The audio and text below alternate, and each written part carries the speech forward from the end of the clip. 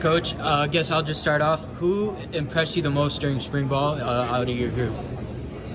Out of my group, obviously Miles Murphy, Justin Maskell, KJ Henry, Kevin Swint, another guy that we moved in that position, and he did a great job, man. I'm excited to see Kevin's progression moving forward. And how about the new guys? Who impressed you most out of the newcomers? Kay Denhoff, as a young man that's we thought would be a developmental guy, but he came in and did some good things. And looking forward to see his progression starting fall camp. Justin Foster's return. Is KJ healthy? Yes. Yeah, he's healthy. Lemanski, what about the return of Justin Foster and what that means to this football team? Just as a guy in your room, experience-wise, and what he brings to the table as far as against the run and being on the string. Man, I was excited when I heard he was coming back. Obviously, before he was out, he had a great year. Proven leader, tough guy. Everyone loves Justin Foster. He's a guy that I can trust, and he's already taking the leadership role to get the young guys, spending time with them, working on different things that they need to get ready for. And just, his ability, man, to play against the run. Strong at the point of attack, just a physical player, man. So I'm excited to have him back.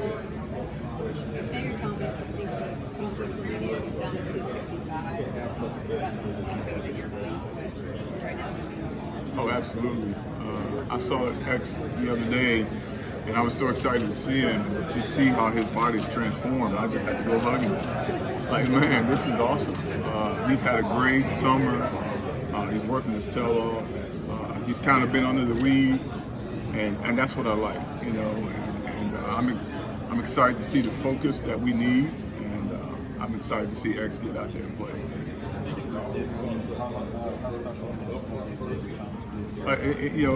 Xavier has always been a special player, and just allowing him to do what he do, man, and he's going to be great. And I'm excited. Like I said, I'm excited to see him play. There's no issues or anything like that, man. He's been focused, dialed in, focused on where he needs to be, and when we can get that version of Xavier Thomas, man, it's going to be awesome. How well has Justin Maskell improved over the year? You mean he had a great year last year. Right. Obviously keeps progressing. What is your limit, your ceiling for him? What do you think his ceiling can be? All right. I mean, Justin Maskell is one of my favorites. He's a tough, physical kid. Did a great job last year. Actually started a lot of games. And now it's just different progressions that we got to get to. But he's done that. No off the field issues or anything like that. He's just been dialed in, trying to continue to focus in on our efforts and our techniques and fundamentals and our eye discipline, all those things. But I see Justin Maskell, man, just really taking off, having an awesome year, great year, and on the little things, doing the little things right. I'm excited to see his progression as well. A different kind of end, though, compared to X and compared to Miles. Yeah. I mean, you got those guys, if you bring an Indy or a Rabbit package, those two guys would be in, and he would come out. Yeah. But again, like if I asked a question about Justin, what is his strong suit? Is it, again, holding that edge? Yeah. Is it being setting the edge? Yeah, and that's what he's really good at, setting the edge. He's a physical player. I don't want to categorize and put him in, he's just a run defender. He can rush the passer as well. That's what we got to get better in the pass rush with him. But physicality, man, just coming out his hips on contact. I mean, that's what you want. He does it better than anyone. And just need to get more consistent. And again, I'm excited to see him. What's the biggest fundamental that you teach these guys that you think is the one key factor to being a successful defensive end? Just we got to be physical at point of attack. Good hands, good hand placement. When you come out of your hips, man, just be explosive. Don't catch. Make sure I got my eyes in the right spot. So we talk about hands, eyes, and feet. We did a lot of that this off season, making sure our guys got the eyes in the right spot, our hand placement in the right spot, and not crossing over, just keeping a good base. And that's what we focused in on this spring. That's going to be the focus going into the fall. And our guys are bought into it. They've seen it on tape. Now it's just a matter of going out and getting it done. I know you guys are busy getting ready for camp and the season coming up, but have you taken a second just to think about how special this line could be this season? Oh yeah. We hear it often that we got a great group. You know, Coach Sweeney said we got 7 starters back on the D-line, and so to me, that's the focus on. Okay, there's a high expectation at that group, and we got to live up to that expectation. You can't try to go out and do something that you're not comfortable in doing. So we gotta focus in on the little things and just be who we are. What about the luxury of having that group, though? Tyler Davis, a 3C, a guy like Trey Williams, he can come in and be a 2-man guy. No he can question. take a double team up and free up your ends. Right. I mean, that's your defensive end's best friend. Right. I mean, No question. If you've got a guy who can take a double team up right beside him, he's one-on-one. He's got it. Yeah. You know, we have to do. Coach Bates and I got to do a good job of making sure our guys buy into what we want to get done. We do have a luxury of some guys that played a lot of football, and now it's just a matter of let's utilize the depth that we have and get guys to play fast, play free, don't think, and go out and execute and be productive. I know he hasn't been here long, but anything Zaire. Zaire Patterson? Oh yeah. So I'm excited about Zaire. Athletic, DN, explosive. Like you said, hadn't been here long, and so I look forward to seeing just getting him out on the field, being able to touch him, and take him through different techniques and fundamentals and things like that. But I'm excited about the upside of Zaire Patterson. Has Brian shown any improvement in his leadership skills? He's kind of going to be that guy on the defensive line now. Brian Brzee. Yeah. Has he shown any leadership characteristics this spring? Oh yeah. Brian is definitely a leader of our defense, and guys respond well to his leadership.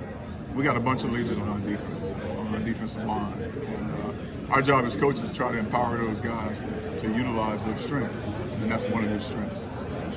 To tag on to that, what about, you got different personalities here. You've got like KJ, who's a very outgoing guy that's going to be out there. And you got XT who sit off to the side and just quietly do his thing, and Justin will quietly do his thing and lead by example. Right. How do you juggle those guys and you get what you want out of those guys, getting them to push the right way, the right it goes back to relationships. You got to get to know your guys, right? You got to know, what button to push, and there's a respect factor that's there as well. They respect me as a coach, I respect them as players, and how you communicate with these guys. And I don't mind a Justin Maskell being quiet, but I know the button to push to get him to play the way he needs to play. A Miles Murphy, I knew recruiting Miles, he's a quiet guy, but man, when you get between that line and he plays, and there's a button to push on Miles as well, and that's as coaches, that's our job, to get to know how to get our guys to play at a high level. KJ Herring, very outspoken. Justin Foster, quiet guy, but he's a leader, and I love them both. There's a happy medium in both of them, and I like that. The yin to the yang. Yeah, exactly. How does Miles take the next step? So we don't want to have there's a lot of things that happened during last year. He was a freshman last year. He's no longer a freshman. He played a lot of football. Miles got to get better at certain things, the pass rush, the run game, and he's able to do that. He looks great. I saw him the other day, man. He's in great shape, and I expect Miles Murphy to just take off and be the Miles Murphy that we expect him to be.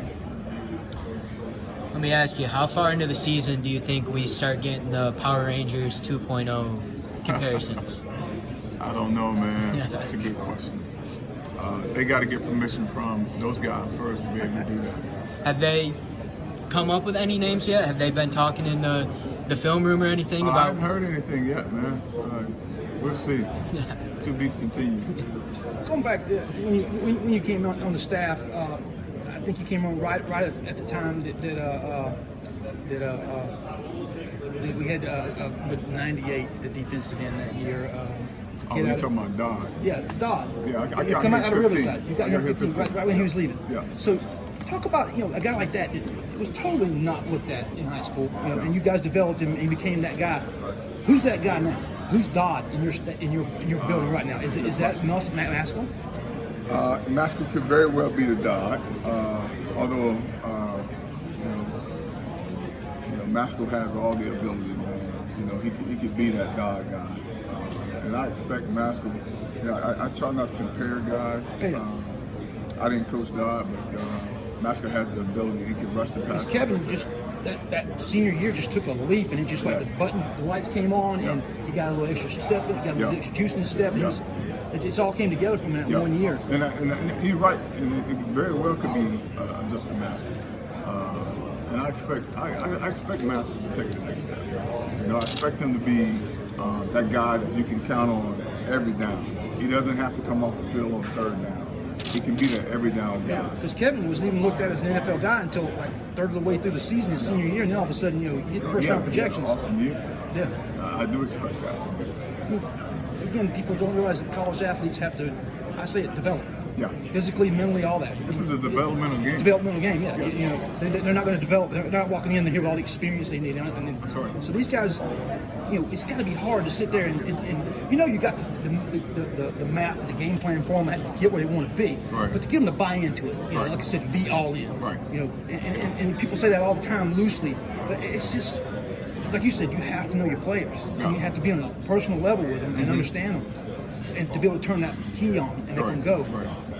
How do you motivate them outside of that? Like, you know, you go to like him and go, look, hey man, do you remember Kevin Dodd? Show him film with Kevin Dodd. Right. Say, hey, you see what this guy did? That could be you.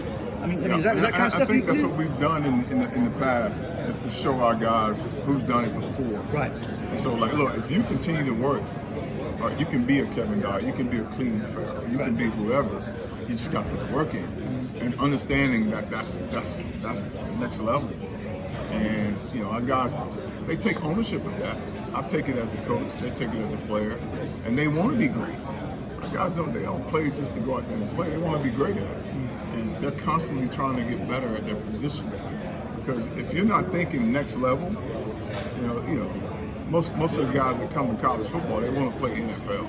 Right. We always talk about you can't teach speed. Right. You can't teach certain God-given talents. Right. So some guys going to have that going against them. Yeah. You know, how do you coach past them? Well, then you got to be strong in your fundamentals and your technique, right? Because guys going to be bigger, stronger, faster. I just think about myself as a player. When I got to the league, you know, the older I got, I knew that my technique had to be flawless. You know, and that's the thing that, you know, our guys got to remind. I have to remind my guys, and the guys got to know that, man, you gotta be flawless in your techniques and fundamentals, and then you got to know how to study film and do all those little things. The last 20 or so days since the NLI has come out, how has coaching changed? It's changed a lot for the players. You know, they can make money off their name and now, but how has it changed for you? I guess coaching them. I'm not coaching them, but has there been any different? Coaching our players? Just off the field. How do you approach them about the NLI stuff? I really don't. No. You know, I mean, I don't. I was just wondering if you had any conversations with them about that. I have not. No, I have not. Xavier, obviously last year,